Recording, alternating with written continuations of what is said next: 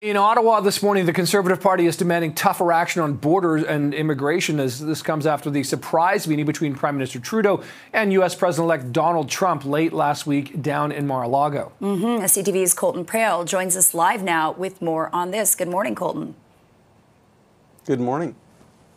This was a pretty strong call from Pierre Poilievre that we heard on Sunday, specifically around the borders, calling for more forces to be deployed there, to deputize provincial police. Really, this has become such an increasing part of focus for the premiers, for the Conservative leader, and for the Prime Minister under these threats of the 25% tariffs. And what was interesting is what we learned from this dinner that took place on Friday night at Mar-a-Lago. The sources that we have are telling us that the understanding, at least in Ottawa and in the Prime Minister's office, is that there are no assurances that these tariffs can be avoided. And so the goalposts are moving from trying to explain the situation and how these tariffs could negatively impact Americans and Canadians, the difference between the U.S. border versus in the north versus the south, and how the problem when it comes to drug trafficking or illegal migrant crossings in Canada is significantly lower than the southern border through Mexico. The goalposts are changing from conversations like that to,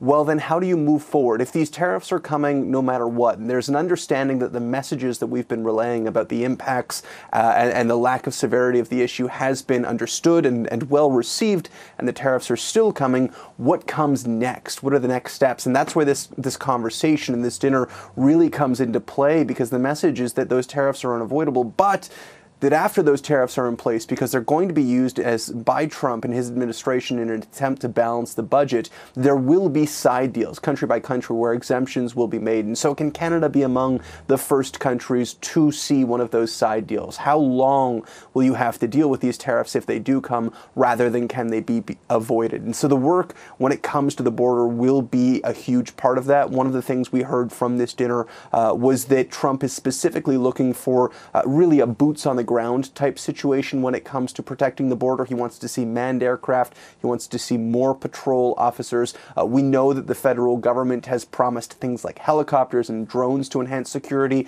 talked about redeploying some police officers to these areas. It's certainly a start, but we'll see how they respond and how they change their approach after this dinner, because certainly the impetus to try to resolve these perceived problems is going to be significant. So, Colton, that's the situation in terms of the incoming Trump presidency, which we can now say will be happening next month.